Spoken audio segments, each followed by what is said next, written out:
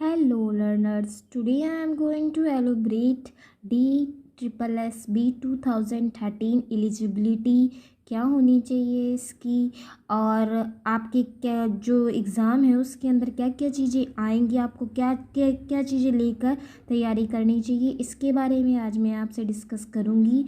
क्योंकि केवीएस के एग्ज़ाम तो गए पर अब जो है DSSS की तैयारी करनी है। फॉर्म जो है वो निकलने वाले हैं, मे बी 1 मंथ में या 15-20 डेज़ में अराउंड निकल जाएंगे।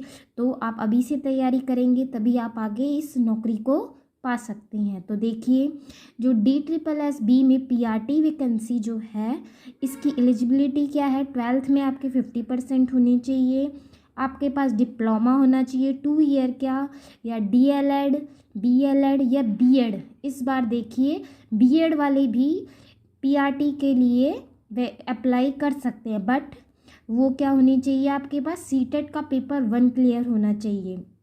ठीक है, तभी आप बीएड जो वाले हैं, बीएड वाले जो हैं, ये कन्फ्यूज़न रहता है क्या बीएड वाले PRT के लिए अप्लाई कर सकते हैं। पर हाँ कर सकते हैं, लेकिन उनका पेपर 1 क्लियर होना चाहिए। नेक्स्ट आप में इसमें सीटेट ज़रूरी है आपका क्लियर होना। पेपर 1 जो है PRT के लिए पेपर 1 होता है सीटेट में क्लियर होना।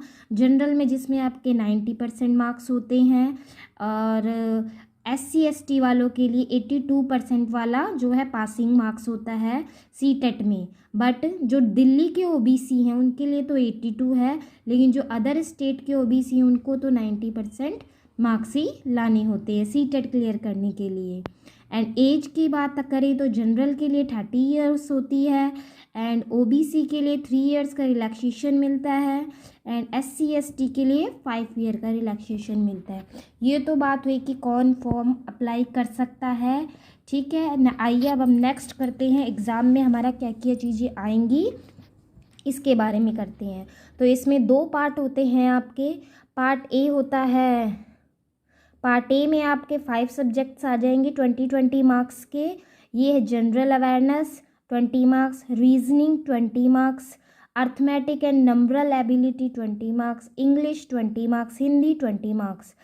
आपने KVS में भी तैयारी करी होगी, तो ये जो पार्ट ए है ये तो आपका जो है KVS की तैयारी करी होगी उससे ही थोड़ा बहुत आपका क्लियर आउट हो जाएगा, आपको ज़्यादा तैयारी करने की ज़रूरत नहीं होगी।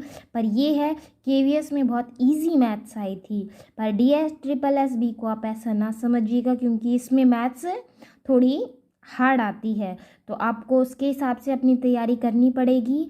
एंड नेक्स्ट है पार्ट बी में आपका पेडागोजी आती है 100 मार्क्स की। ये आपका मेन पार्ट है क्योंकि पेडागोजी बहुत ही डीपली पूछी जाती है, तो इसको आपको अच्छे से तैयारी करनी पड़ेगी। और KVS एंड DSSSB में एक चीज़ का डिफरेंट है कि इसमें नेगेटिव मार्किंग होती है और KVS में नहीं होती है। ठीक है, और इसमें इंटरव्यू नहीं होता है, KVS में इंटरव्यू होता है, तो इस चीज़ को आपको लेके चलना है।